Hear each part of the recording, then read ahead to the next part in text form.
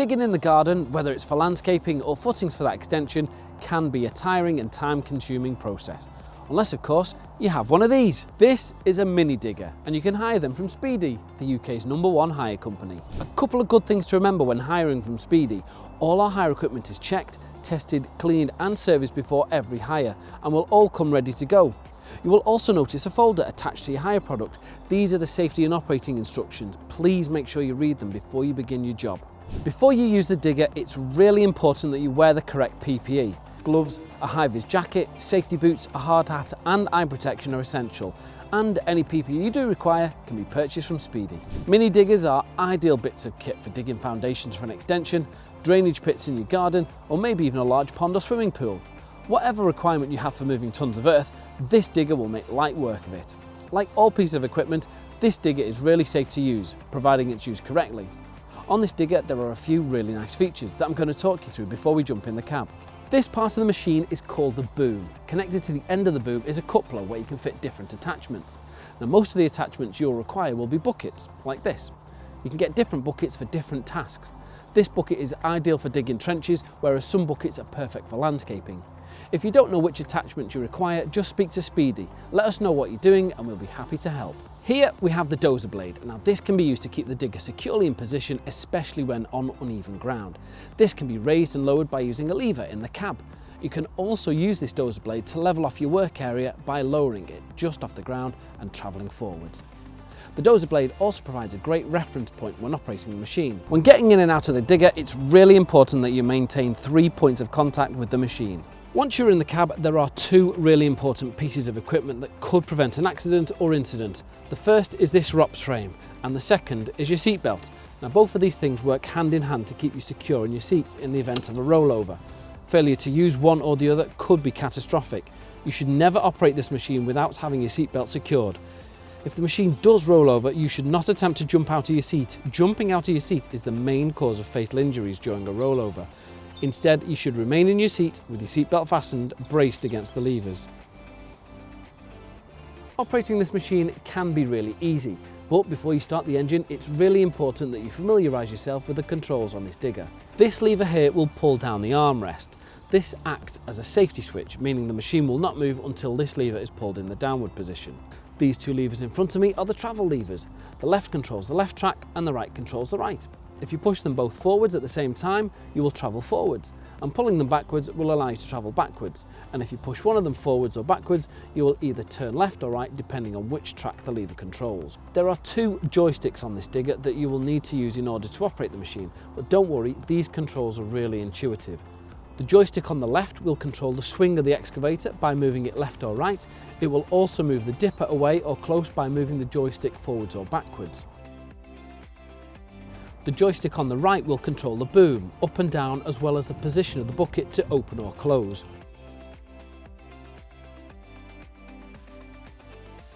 And this button here is the horn. At your feet you'll find a foot pedal on the right. This pedal controls the angle of the boom in relation to the cab. Pressing it left or right will move the boom in the appropriate position.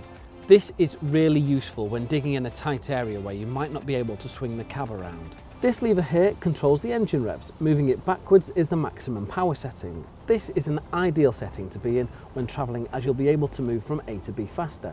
However, when digging you should have the machine in its lowest power setting, which will make the machine much easier to control.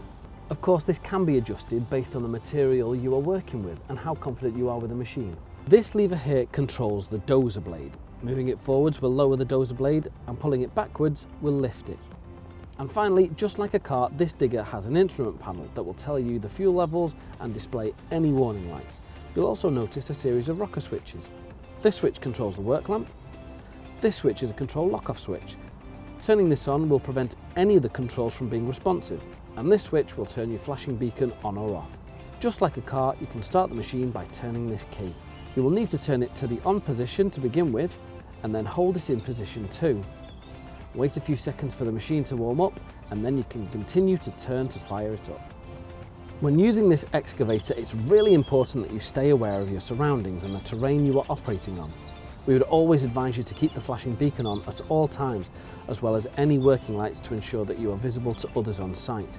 If you're unsure about anything, please refer to the operator's manual that will be provided with the machine, as this will have all the information you require. Keep everyone clear when operating this equipment and be aware of any children or pets that may be in the vicinity. Both the dozer blade and tracks on this machine have been designed to retract to allow for easy access into tight areas. So, before you begin your job, it's really important that you extend the tracks, as this will make the machine much more stable and help to prevent a tip over. To do this, you will need to ensure that you're on a level hard surface.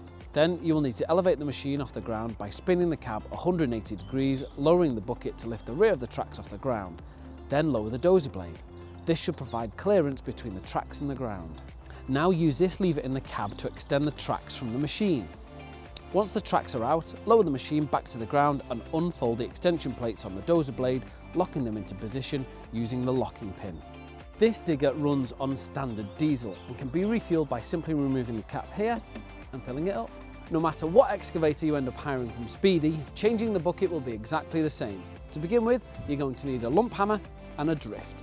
The first thing you're going to need to do is remove these two safety clips. This will allow you to remove the pins that secure the bucket in place.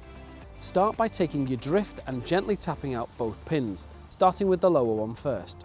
Once both pins are removed, lift the boom arm up and away from the bucket. This will free the bucket, allowing you to slide it to the side and replace it with another. Once you've aligned your new bucket with the coupler, you can lower the boom back into position and then secure it with the pins, starting with the top one first. It's really important that you don't forget to insert the safety clips before you start your next job.